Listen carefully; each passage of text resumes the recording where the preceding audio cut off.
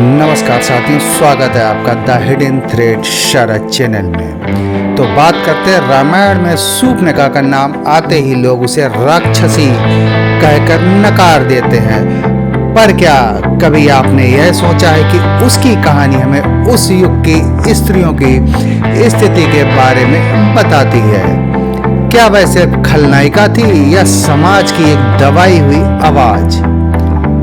जंगल में जब राम लक्ष्मण और सीता रहते थे, वहां रावण की बहन शूर्पणखा पहुंची। वह सुंदरता और साहस से भरी एक नारी थी। उसने राम से विवाह का प्रस्ताव रखा क्योंकि राम इतने खूबसूरत थे। राम ने मुस्कुराकर कहा, मैं विवाहित हूँ, तुम मेरे भाई लक्ष्मण से कहो। लक्ष्मण ने भी मजाक में उत्तर दिया। शूर्पणखा ने यह अपमान समझा और क्रोधित होकर सीता पर झपटी। यह रामायण में लिखा हुआ है। लक्ष्मण ने उसका नाक कान काट दिया। यहीं से रावण सीता प्रसंग की शुरुआत मानी जाती है और यही कारण था। क्या किसी नारी का प्रेम प्रस्ताव देना अपराध था? अगर वही बात कोई पुरुष करता तो क्या ऐसा परिणाम होता? विचारिए आप। यह प्रसंग बताता है कि उस समय समाज में स्त्री की स्वतंत्र इच्छा को कैसे दबाया जाता था। लक्ष्मण ने नाक कान काट दिए। क्या यह प्रतिक्रिया न्याय संगत थी? किसी स्त्री का अपमान करना? उसने सीता को चोट पहुंचाने की कोशिश की थी, लेकिन क्या यह दंड उचित था?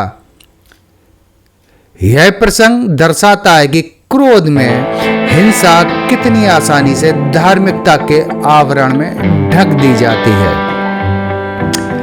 वाल्मीकि रामायण में राक्षसी स्त्रियों को कामासक्त और भयावह बताया गया है। यह वर्णन उस युग के प्रतिसत्तात्मक दृष्टिकोण को दर्शाता है।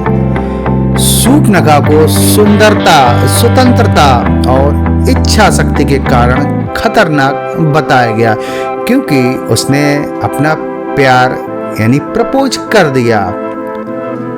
रावण ने सीता का हरण इसी कारण से किया, यानी एक अपमान ने पूरी रामायण की दिशा बदल दी। यह दर्शाता है कि कभी कभी एक छोटी हिंसा भी इतिहास का रुख बदल देती है। शूर्पणखा का प्रसंग सिर्फ एक राक्षसी की कहानी नहीं है, बल्कि यह सवाल है कि हम आज भी स्त्री की भावनाओं को कैसे देखते हैं। क्या उस समय की मर्यादा में नारी की आवाज को दबाया गया था? ये तो पहले से हो रहा है। क्या शूर्पणखा का अपराध सिर्फ इतना था कि उसने अपने दिल की बात कही या उसने प्रपोज किया? और क्या हम आज भी किसी शूर्पणखा को हंसने, चुनने या ना कहने की आजादी देते हैं? आप सोचिए, कोई स्त्री अगर किसी से प्रेम करती है और वह पुरुष बहुत खूबसूरत है तो यकीन मानिए हर स्त्री उस पर मोहित हो जाएगी। वही राम जी के साथ भी हुआ। लेकिन आपने क्या किया? आपने शूर्पणखा की नाक और कान काट दिए, यानी कि भविष्य में वो किसी और से भी विवाह नहीं कर सकती थी। उसका जो रूप था वो आपने बिगाड़ दिया।